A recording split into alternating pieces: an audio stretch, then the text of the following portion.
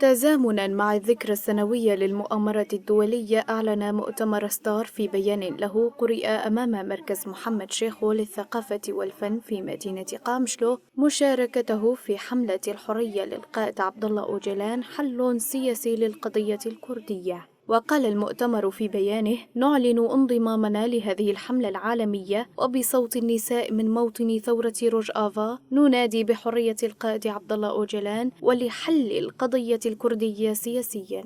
وأضاف أنه منذ 25 عاما ترتكب دولة الاحتلال التركية الانتهاكات ضد القائد أبو، داعيا جميع النساء في العالم الانضمام إلى هذه الحملة التي ترمز إلى الحرية الجسدية للقائد أبو والحل السياسي للقضية الكردية، فبدون حريته لن تحصل المرأة على حريتها.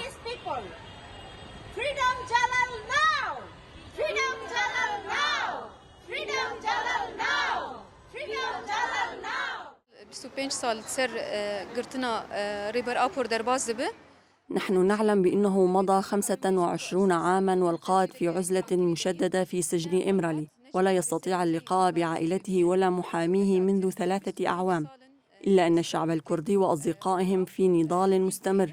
ففي 9 أكتوبر بدأت حملة عالمية تحت شعار حرية القائد عبدالله أوجلان، حل سياسي للقضية الكردية. لذلك نحن كمؤتمر ستار ننضم إلى هذه الحملة، وننادي جميع النساء التواقة للحرية والمنظمات الحقوقية والإنسانية وكافة الشعوب بصوت واحد أن نقول: الحرية للقائد عبدالله أوجلان، حل سياسي للقضية الكردية.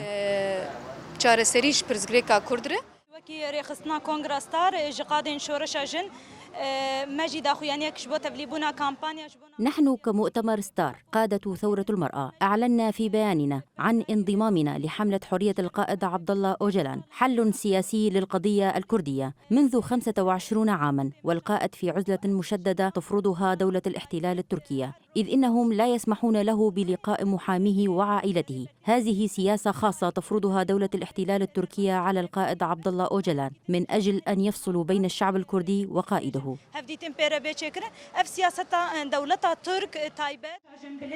ويعتبر المشاركون في الحملة إنها الرد الأكبر والأنجع على المؤامرة الدولية، مناشدين كافة العالم والمنظمات الحقوقية والأحزاب السياسية بتصعيد وتيرة النضال من أجل تحقيق الحرية الجسدية للقائد عبدالله أوجلان. ام تجريدا گرانکریا لدیجی ریبر عبدالله اوجلان کو دسلاتداریا ترکیه تکرن ام بتندی شرمزار دکن تجرید